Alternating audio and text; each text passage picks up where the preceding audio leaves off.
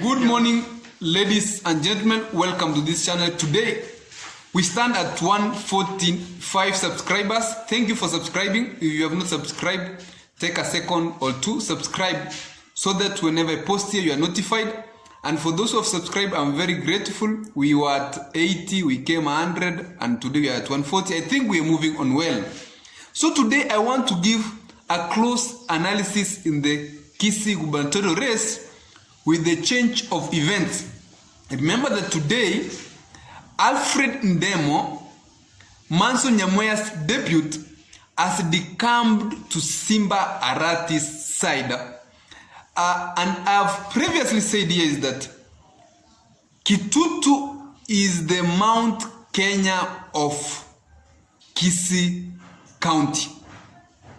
Whoever will manage to get a good percentage of Kitutu votes will surely win the Kisii gubernatorial race. Remember that Kitutu comes second in voter reach after Nyaribari, which has Nyaribari has about 170, Kitutu comes about 120 to 130 registered voters.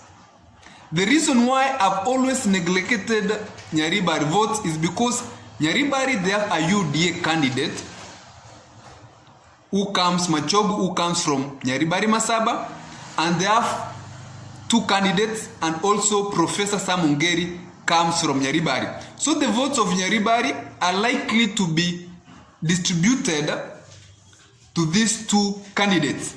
As much as Nyaribari is voter rich, their votes are going to be distributed. And there is a possibility that other candidates, Obure, Simba Arati, Manson Oyongo, they always get votes from Nyaribari because Nyaribari voting pattern is always somehow democratic. So that's why Nyaribari is not of much influence to who is going to win the 2022 general election. But Kitutu region has always voted as a bloc. And today, you can realize that most candidates are making inroads to Kitutu to ensure that they influence the voting patterns. So I want to give a critical analysis why Alfred Ndemo has decamped from Manson Oyongo's side to Simba Arati side. The possibility number one is that Simba Arati is trying to figure out how he's going to get the Kitutu votes. And he has realized that without the Kitutu votes, he is definitely not going to win. Remember that Kitutu voted for Ongeri as a bloc, and they are the people who helped Ongeri win with a very big margin. Now that if you don't get the Kitutu votes, you are putting yourself at risk and you cannot ensure potentially win. So Simba Arati influenced Ndemo to join his side so that Ndemo can come with a few votes to Simba Arati's camp. That's the possibility number one. Reason number two why Alfred Ndemo has come to Simba Arati's side is to counter the Ongeri factor. Remember that Ongeri and Simba Arati have shown that they have different opinion when it comes to who should run the county gubernatorial race. And I did put a clip here where Ongeri did an address and said that Simba Arati is not fit to run office. And as much as Ongeri influences people from the entire Kisii County, he comes from Kitutu, and those are the people he is muchly likely to influence at a greater percentage. So Simba Arati is trying to counter the factor that Kitutu people might not vote for him because of Ongeri. So he is trying to take people from Kitutu, like he has done from taking Alfred Ndemo, who is Manson Oyongo deputy, to his camp to ensure that he counters the effect of Ongeri on his votes. That's the reason number two why Alfred Ndemo has decamped from Manson Oyongo's side and as his deputy. The last reason is that Manson Oyongo in 2017 did run for office as a governor, and he managed to get about 53,000 votes, of which the greater percentage came from Mugrango, South Mugrango and the Mugrango regions. So maybe Alfred Ndemo has just realized that as the race is getting even tighter, the chances of Manson Oyongo winning are very little.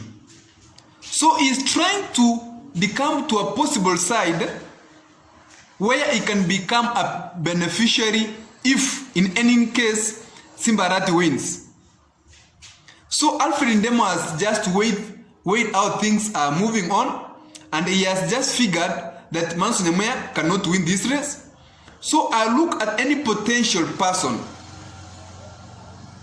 who can accommodate me, number one, and who I can benefit in case he wins. And in any case, Simba Arati is going to clinch the gubernatorial race. Manson Oyongo, Alfred Ndemo is going to be a beneficiary because maybe he'll be appointed a minister or he will get some position and he will benefit from Simba Arati's side. So that's a tactical move on how Ndemo is going to benefit. The last reason is that remember very well, when the race gets tighter in any competition, there is a possible move from one side to the other, and therefore Simba Arati might have given Alfred Ndemo handout and told him, hey man, come to my side, I'm giving you this amount of handout and you'll benefit in this way. Come and help me get the Kitutu votes. And Simba Arati has previously proven that he can influence people when it comes to giving cash as compared to other candidates. So an handout and a promise to rule is a possibility. So that's a possible reason. Handout is also a possible reason to ensure that Ndemo comes here and brings votes to Simba Arati's side. The last reason is that Simba Arati might be countering two candidates. Number one is Obure.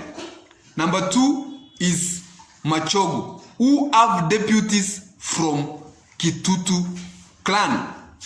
So by taking Alfred Ndemo, he's trying that he limits the number of votes that will go to Machogu, and he limits the number of votes that will go to Obure. Remember, even Professor Ongeri as a deputy from Kitutu. The only person who did not manage to get a deputy from Kitutu is Simba Arati, who got Monda from Nyaribari. So Simba Arati has figured, how will I counter the people who have deputies from Kitutu? It's to take Alfred Ndemo and influence so that he limits the number of votes that will go to the UDA candidate Machogu, that will go to Professor Ongeri, that will go to Honorable Obure. As time goes by, things are tending to take a different shape. I will be informing you, but if you have not subscribed, please take a second or two, subscribe, so that you are always notified whenever I post a clip here. Thank you for watching, ladies and gentlemen, and have a nice day.